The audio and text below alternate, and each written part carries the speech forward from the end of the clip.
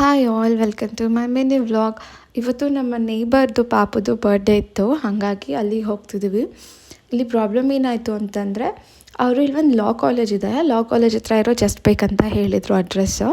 But ಅವ್ರು ಮುಂದೆ pass ಆಗಿಬಿಟ್ರು, ನಾವು ಹಿಂದೆ ಉಳ್ಕೊಂಬಿಟ್ವಿ.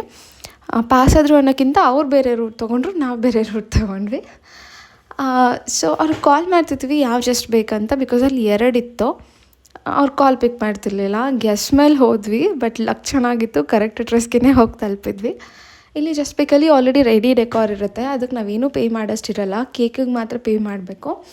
ಹೋಗಿ ಫ್ರೆಂಡ್ಸ್ ಆ್ಯಂಡ್ ಫ್ಯಾಮಿಲಿ ಮೆಂಬರ್ಸ್ ಜೊತೆ ಕೇಕ್ ಕಟ್ ಮಾಡಿಸ್ಕೊಂಡು ಬರ್ಬೋದು, ಬರ್ಡೇ ಸೆಲೆಬ್ರೇಟ್ ಮಾಡಿಕೊಂಡು. ನನಗಿದು ಚೆನ್ನಾಗಿ ಅನ್ನಿಸ್ತು, ಬಿಕಾಸ್ ನಾನು ಇಲ್ಲದೆ ಇರೋದೆಲ್ಲ ಮಾಡ್ತೀನಿ. ಪಾಪು ಬರ್ಡೇಗೆ ಚೆನ್ನಾಗಿ ಮಾಡಬೇಕು, ಡೆಕೋರ್ ಮಾಡಬೇಕು, ಅದು ಇದು ಅಂತ ಒಂದೊಂದು ಸಲ ಒಂದೊಂದು ಜಸ್ಟ್ ಬೇಕು, ಒಂದು ಸಲ ಅಮ್ಮಸ್ ಪೇಸ್ಟ್ರೀಸ್, ಒಂದು ಸಲ ಈ ಥರ ಸೆಲೆಕ್ಟ್ ಮಾಡಿಕೊಂಡು ಕೇಕ್ ಕಟ್ ಮಾಡಿಸ್ಕೊಂಬಂದರೆ ಆಗೋಗುತ್ತಲ್ವ ಅಂತ ಅನಿಸ್ತು.